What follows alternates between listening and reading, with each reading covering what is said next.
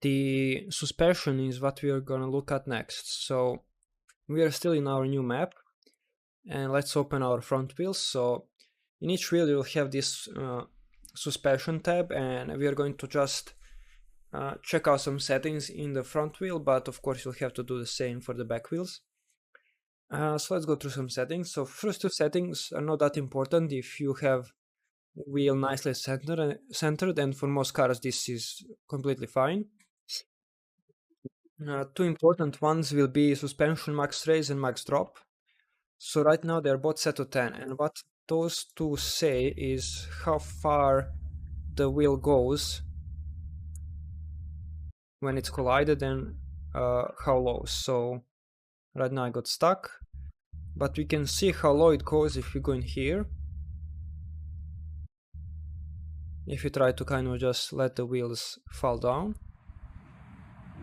Let's try it again. We can see basically how low, so it's not that much. And this is kind of fine for my car, but let's say we want them to drop 50 for some reason. Now you can see it kind of snapped to 50, but yeah, the drop is pretty high. So let's see. Let's reset that. Now another thing that we have is max raise, which is basically the opposite. So from the middle of the wheel, how far it will go up. Right now I don't think we can simulate that too well, since we don't have any huge bumps. So let's try it in here.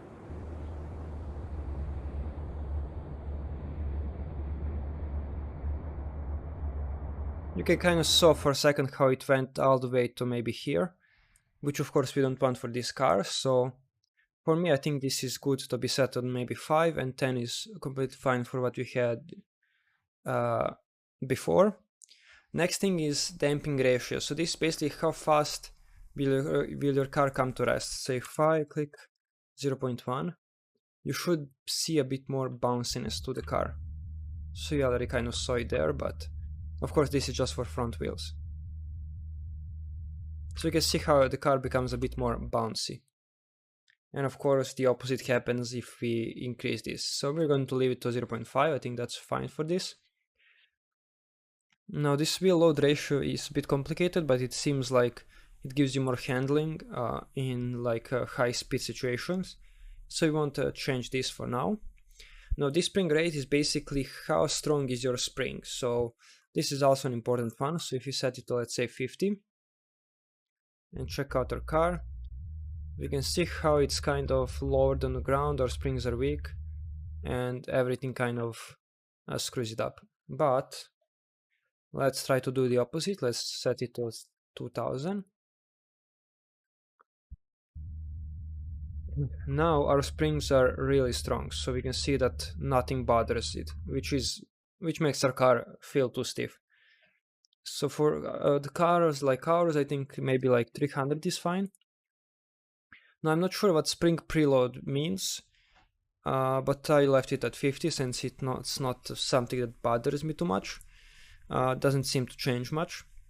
Next is suspension smoothing. So this is basically how smooth you want your transition or your suspension to look, since right now it's raycast, means that it will instantly try to change the location, so it's not kind of physics based, it's more raycast based. So if you look in here,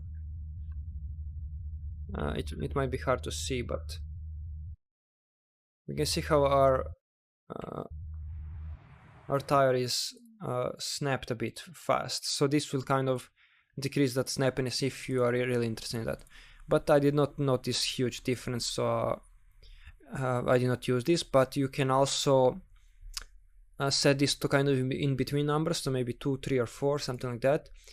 Because compromise, you have to make a compromise if you set it to 10, since then it might look like it goes through the tire while it's smoothing the motion of the wheel. Roll bar is not important here, but we have our sweep shape and sweep type. So this is kind of important depending on what you want to do.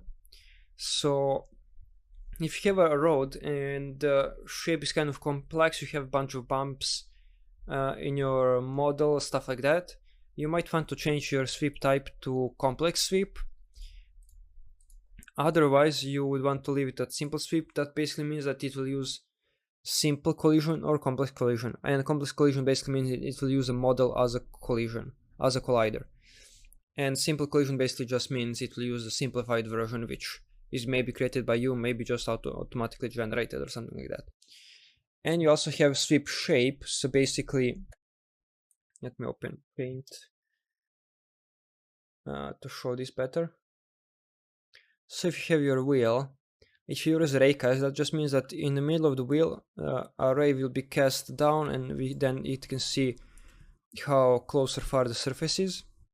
And if you use sphere, then the sphere will be used, and this can get a bit more accurate. So the cast will be like this. The problem with raycast is that if you cast it in here, and you have surface in here, it won't notice that surface until that surface is shown in here and the raycast hits it and then reacts to it. While the sphere collision is more accurate. Now, the third one is you use your whole wheel to kind of cast it down, which is even more accurate because you can get some weird stuff with the sphere. If you look at the wheel from the front or the back, it looks like this, but the sphere would look like this. So you have some errors on it. So you would get a little bit of errors in here. So raycast is of course the easiest one to cast, it's just one line, but yeah, it's the most this is the fastest one. And then you have your shape, which is the most accurate but the slowest one. So it all depends on what you're making basically.